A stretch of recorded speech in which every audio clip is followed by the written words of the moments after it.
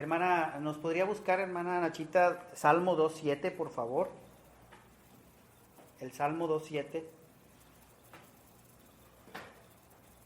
Y, hermana Doralicia, Hechos 13:32 al 34. Vamos a estar viendo estos pasajes. ¿Hechos qué? 13:3 al 32 al 34. Dice así.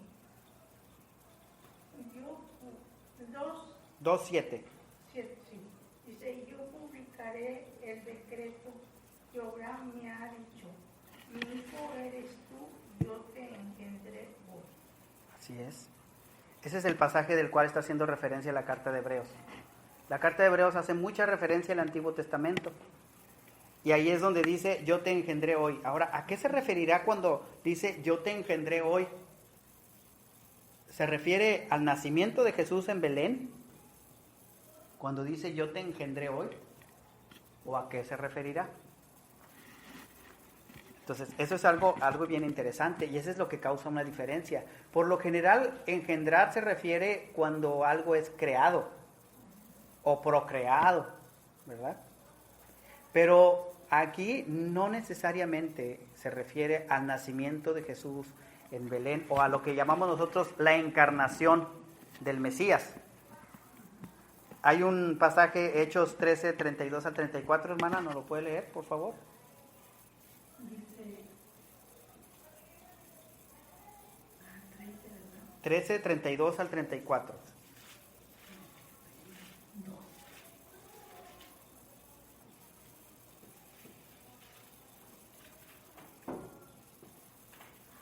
y nosotros también os anunciamos la buena nueva, de que la promesa hecha a nuestros padres, Dios la ha cumplido a los hijos de ellos, a nosotros, resucitando, ¿Sí?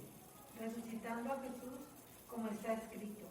También en el Salmo 2, mi hijo eres tú y yo te he engendrado hoy. El 34. Y en cuanto a que le levantó de los muertos, para nunca más volver a corrupción, lo dijo así: os daré las misericordias, los misericordiosos y fieles promesas hechas a David. Gracias. Nos damos cuenta aquí cómo en Hechos 13:32 al 34 nos está ligando estos dos versículos. Nos está diciendo el cumplimiento del Salmo 2:7 se está cumpliendo cuando Jesús resucita. Vuelvo a leer lo que la hermana nos leyó. Dice, lo cual Dios ha cumplido a los hijos de ellos, a nosotros, resucitando a Jesús. Dice, como está escrito también en el Salmo 2, mi hijo eres tú, yo te he engendrado hoy. Es decir, en la resurrección de Jesucristo es cuando Dios hace patente ese cumplimiento. Por eso es que Pablo enseñaba también diciendo, si Jesús no hubiese resucitado, vana es nuestra fe. No fue tanto cuando Él nace, no es tanto en la encarnación, en la concepción virginal de Jesucristo, sino en la resurrección, cuando ya nace para nueva vida como un hijo de Dios, como un hijo glorificado, con un cuerpo transformado. Dice, nosotros también anunciamos el evangelio de aquella promesa hecha a nuestros padres, la cual Dios ha cumplido. Y ahí nos habla en la resurrección de Jesucristo. Ahí Él está haciendo manifiesto, mi hijo eres tú, yo te engendré hoy. Cuando Él dice, yo entrego mi vida, pero yo la vuelvo a tomar ahora. Vamos a pensar, tal vez digamos, bueno, pero ¿cómo? Eso no tiene, no, fue hijo de Dios desde que nació de María. Díganme ustedes, ¿cuándo se convirtieron en hijos de Dios? ¿El día que nacieron y que dijo el doctor, es niño o es niña?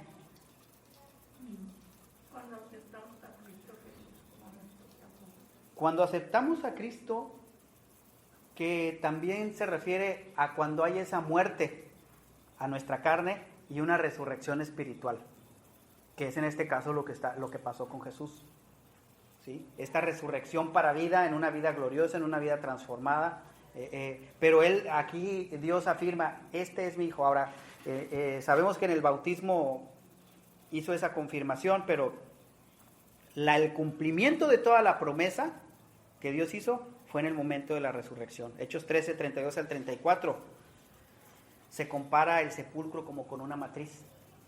Esos 3 días y 3 noches en la tumba es el tiempo de incubación. Entra sufriendo, entra molido, entra cargando el pecado, pero sale venciendo y para vencer. Sale con una nueva perspectiva, sale con una gloria. Y ahora, dice, ya no lo van a volver a ver así. Ya no va a venir como una oveja sufriente, como un ciervo callado. Ahora vendrá como un león, el león de la tribu de Judá. También vemos que Jesús es adorado por los ángeles, Hebreos 1:6. ¿Nos pueden leer? Alguien que nos lea Hebreos 1:6. Y otra vez, cuando introduce al primogénito en el mundo, dice: adórenle todos los ángeles de Dios. Ok. Esta es otra de las cosas. El hijo primogénito tenía el lugar de más alto honor y la herencia más grande, ya lo hemos visto. Número 1, que presenta a Jesús como el hijo y como el hijo primogénito. Y este grado de primogénito es muy importante. Ahora le está diciendo a los ángeles que le adoren. Los ángeles adoran a Cristo. ¿Por qué Jesús es llamado el primogénito? ¿Había ya nacido antes de venir al mundo? ¿Sí, hermano? O sea, ¿por qué será llamado el primogénito? Porque es el único. Porque es el único. Tenemos Romanos 8:29, alguien que nos busque, y Colosenses 1:15 y Apocalipsis 1:5. Vamos a ver estas 3 citas donde nos habla del primogénito. Romanos 8:29, Colosenses 1:15 y Apocalipsis 1:5. Aunque el Hijo de Dios es eterno y nunca fue creado, se le llama primogénito porque Él merece el lugar de honor más alto. Vamos a ver estas 3 citas. Romanos 8:29. Porque a los que antes conoció también los predestinó. Ahí es. ¿Sí? Para que fuesen hechos conforme a la imagen de su Hijo, para que Él sea el primogénito entre muchos hermanos. ¿Sí? El de rango más alto.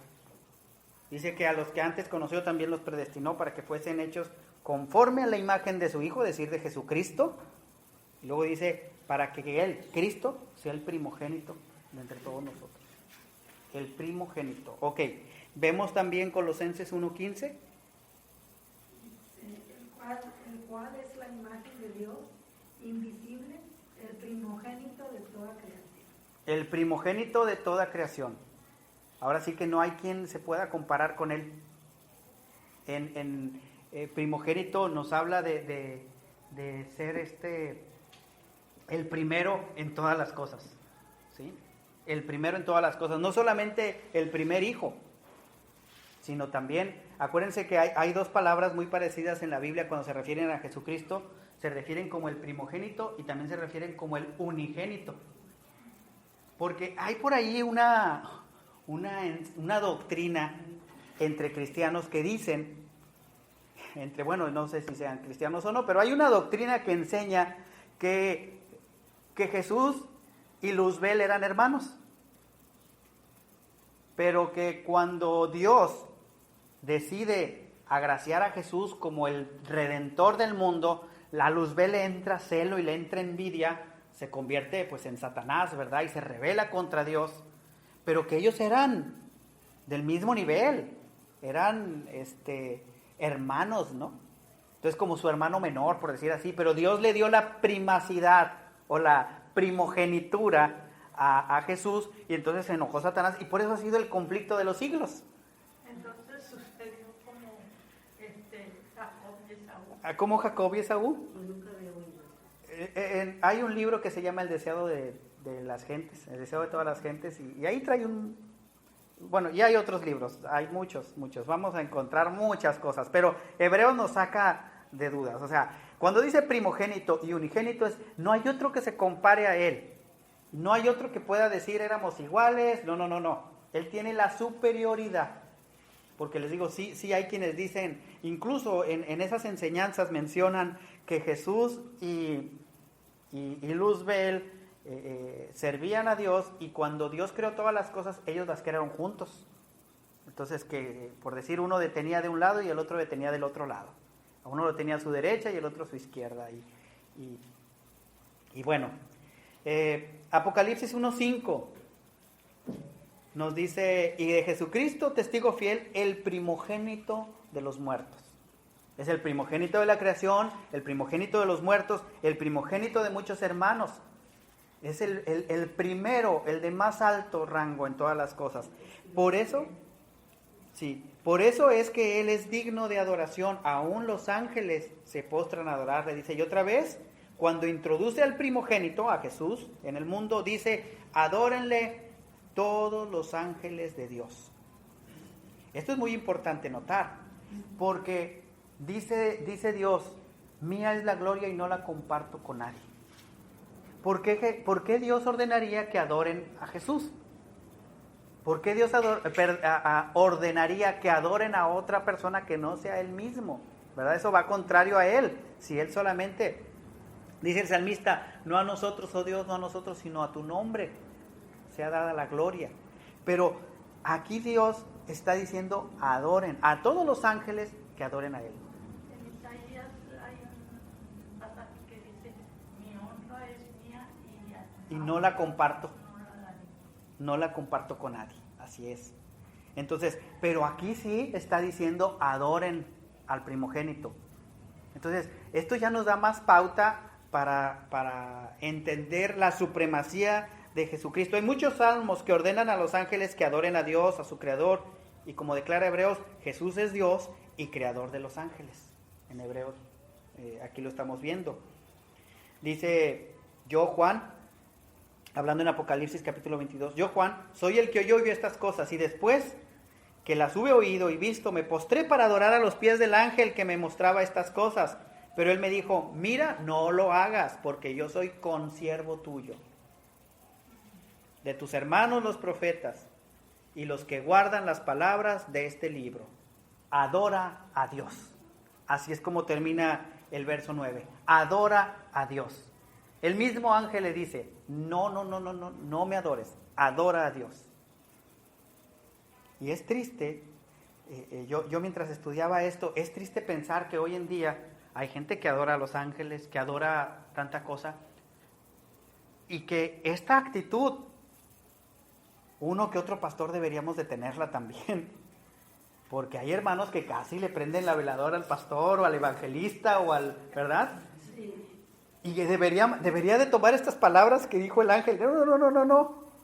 Yo soy consiervo tuyo y consiervo de los profetas, de los pastores, pero también, como dice él, fíjense lo que dice el ángel, yo soy consiervo tuyo, es decir, somos iguales, tú y yo, y de los profetas, y de los que guardan las palabras de esta escritura, es decir, de nosotros también.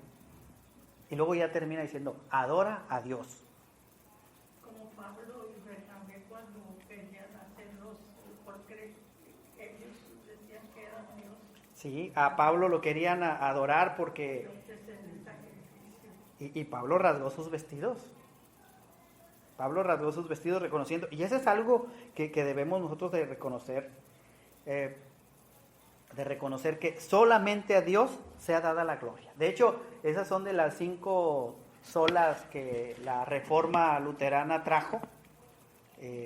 La Reforma protestante, que muy buena falta nos hace volver a sacar esa reforma entre nosotros, que la reforma se basaba en 5 solas: solo fe, solo gracia, solo escritura, solo Cristo y solo a Dios la gloria. Es decir, que somos salvos por la sola fe, en la sola palabra, a través de solamente Cristo, y solamente a Dios la gloria. Solo gracia, solo fe, solo escritura, solo Cristo y solo a Dios la gloria. Son las 5 solas. Claro, de eso hay libros y libros y libros que traen la reforma, ¿no? Y muchos pasajes bíblicos y cada cosa es una materia de estudio, pero son las 5 cosas, 5 solas elementales para... Y una de estas cosas es nosotros reconocer, aún los ángeles deben de adorar a Dios. Tienen la orden, adoren a Jesús, ¿sí? Entonces, no podemos ni debemos adorar a los ángeles. Jesucristo es hijo de Dios es superior a los ángeles porque